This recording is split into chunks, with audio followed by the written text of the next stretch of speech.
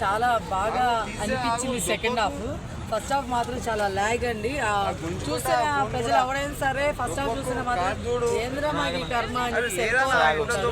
కానీ ప్రతి ఒక్కరు కూడా సెకండ్ హాఫ్ ని మైండ్ లో పెట్టుకోండి ప్లీజ్. ఎందుకు చెప్తున్నాను ఇది పనిగా అంటే ఆ సినిమాకి సెకండ్ హాఫే హైలైట్ అనమాట. కాబట్టి సెకండ్ హాఫ్ కోసం వెయిట్ చేయండి. ఇంటర్వెల్ ముందర ట్విస్ట్ ఇస్తాడు. అప్పటి నుంచి మీకు సెకండ్ హాఫ్ మొత్తం ఎక్కడ ల్యాగ్ ఉండదు. అమ్మ వాడు కూర్చోవాలనిపిస్తుంది, చూడాలనిపిస్తుంది. ఇంకో విషయం ఏంటంటే కొన్ని మనం ఎక్స్పెక్ట్ చేసేస్తాం, అబ్బా ఏముందో నెక్స్ట్ ఇదే కదా అనిపిస్తుంది. అస్సలు కానే కాదు, మొత్తం రివర్స్ చేసేస్తున్నాడు. సినిమా మొత్తం రివర్స్ చేస్తాడు. సెకండ్ హాఫ్ చాలా బాగుంది ట్విస్ట్ కానీ. అండ్ రోషన్ బాబు గారు కూడా చాలా బాగా చేశారండి. నాకు అనిపించింది రోషన్ బాబు గారికి అలాంటి సినిమా కాదేమో, ఇంకా మంచి సినిమా పడుంటేదేమో అనేసి. థియేటర్లో చూస్తూ మా ఫ్రెండ్తో నేను డిస్కషన్ ఏంటంటే హనుమాన్ సినిమా ఉంది కదా తేజ సర్జాది, సో ఆ సినిమా మనోడు పడుంటే సూపర్ ఉండేది అనిపించింది. కానీ సినిమాలో ఒక ఇంట్రెస్ట్ అయిన ఎలిమెంట్ ఒకటి కూడా లేదు అంటున్నారు, మరి మీరేమంటారు? మీకు అదే ఇప్పుడు చెప్పాను, మనం ఏమైతే ఎక్స్పెక్ట్ చేస్తామో అది కాదు. కొంతమంది చాలా మంది అక్కడ రేపు బంటి రక్తపింజారా అది అని అరిచేస్తున్నారు అనమాట, మోసం చేస్తారని. ఇంకా తిరిగి మళ్ళీ అది వేరే ట్విస్ట్ అనమాట. అది కూడా బాగా అనిపించింది.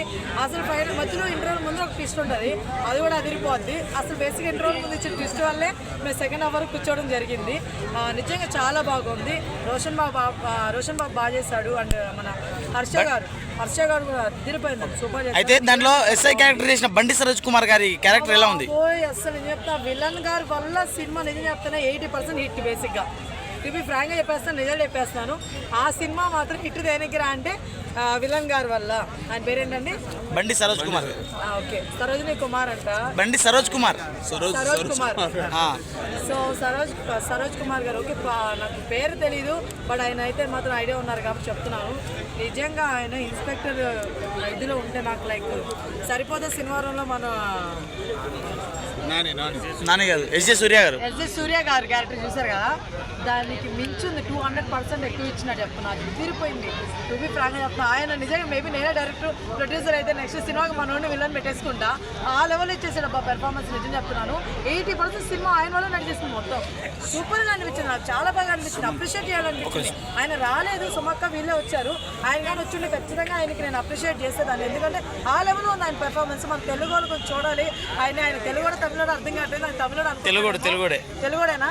తెలుగు అయితే మాత్రం నిజం చెప్తాను, మనోడికి మంచి ఛాన్స్ వచ్చేస్తాయండి. అయితే బండి సరోజ్ కుమార్ గారు ఆయన ఇంత ప్రీవియస్ మూవీలు చూసుకున్నా కానీ నిర్బంధం, మాంగళ్యం, ఆ తర్వాత అరాచకం ఇట్లాంటి మూవీలు ఉన్నాయి. పరాక్రమం ఇలాంటి మూవీలు ఉన్నాయి. యూట్యూబ్ మూవీలు, దాంట్లో థియేటర్ మూవీ ఒకటే. అంటే హైప్ అయినవే మనకు కనపడతాయి కదా అట్లా. అయితే ఆ మూవీలో ఉన్న క్యారెక్టర్ నే ఈ మూవీలో కూడా దించేశాడు అంటున్నారు. అదే స్లాంగ్ ఇక్కడ తీసుకొచ్చారంటున్నారు. చూడలేదు బ్రదర్, ఈ మూవీలో చూశాను కాబట్టి ఈ మూవీలో గురించి మాట్లాడుకున్నా. ఈ మూవీలో అదిరిపోయింది. ఆ మూవీలో ఈ మూవీలో నేను చూడలేదు.